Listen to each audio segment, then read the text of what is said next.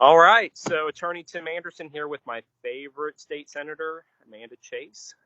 We're doing a Skype call, so you're going to be able to see us both interact with each other. So, hello, Senator Chase. Hey, Tim Anderson, how are you today?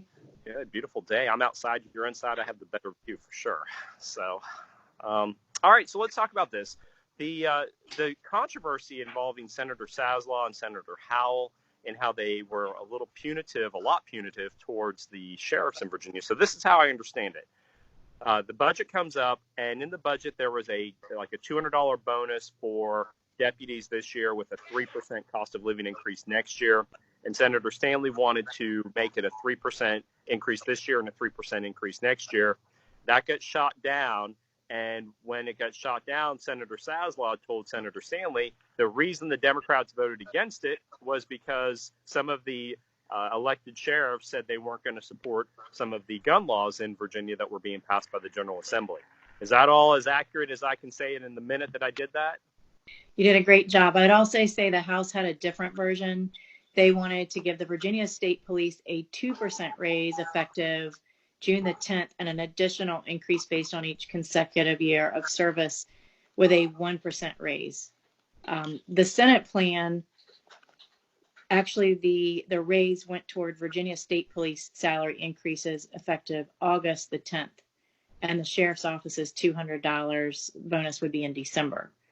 The 3% raise was in the state Senate budget. So here, once again, it's very confusing because you've got a Senate budget, a House budget, and we're each looking at this budget very differently. But the long and short of it is that Senator Saslaw was going to take this out on our sheriffs who he felt needed to be punished because they weren't going to follow what Senator Saslaw and Janet Howell thought they should do. So, I mean, it was not much. It wasn't really a budget issue. They're just saying, no, you guys, because your bosses stood up and spoke against us, we're going to punish the thousands of law enforcement, sheriff deputy law enforcement who had nothing to do with any of this. They're just doing their jobs every day. We're going to punish those guys for the bosses stepping forward and saying, hey, we're going to be pro Second Amendment, pro supporting the Constitution, and how we're going to enforce some of these laws. That's as clear as we can state it, right? And Saslaw said he's agreed. He said those words. So I mean, what a guy, right? I mean, I've seen Saslaw on the floor berate the senators like he's like their boss. I mean, how is this guy really as bad as it seems, or is this just a fluky moment? Well, politics makes people interesting in the Senate.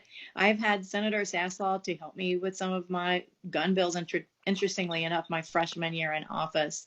I've also had him be the target of some of his tirades. He's called me Senator Annie Oakley, which I took as a compliment. He was trying to come after me with that comment, but I thought I was okay with that comment. That's just his personality. He's just very direct. I think it's very inappropriate. And in my opinion, you're the attorney here on quid pro quo, but it just sounds like if you don't support our laws, we're going to take money away from you that, if you know anything about how much our sheriffs make, I mean, a lot of them could actually qualify for a WIC. Yeah, they're extremely underpaid, and there's a high turnover because of that. And so you guys are trying to bring them up to speed. I mean, we're just talking about minimum wage, but now you're trying to actually legitimately fund the law enforcement branch. And they're saying, well, because we're going to play politics here, we're going to punish all thousands. I mean, thousands of law enforcement deputies are not going to get raises this year because Senator Saslaw and Senator Howell were mad that the deputies, that their sheriffs stood up to them. So you see a record here. I mean, you see what they do. They bully me because I don't go along to get along with their rules. They hold the Senate rules in higher esteem than they do the Constitution. That's very clear.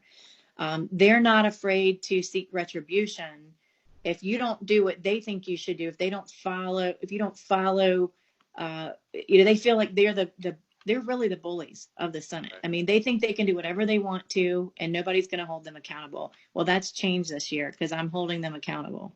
Well, and so is Senator Stanley here. Maybe Governor Chase's budget in 2022 can help address that. So, I can see a lot of unnecessary spending on everything from if you look at the section that has to do with museums and where we're spending our money, we need to do a better job of prioritizing where we're spending our money. We need to focus on our law enforcement. We need to focus on core functions of government and get rid of some of these programs, commissions and commemorations, which really, in my opinion, are not core functions of government. I could go through the budget, and I will at some point pull out all of the pork belly, so to speak, and I'll find the money to give them raises in the budget. Yeah, great. Well, thanks for spending this time with us, Senator. Good to see you. Good to see you too. Thanks, Tim.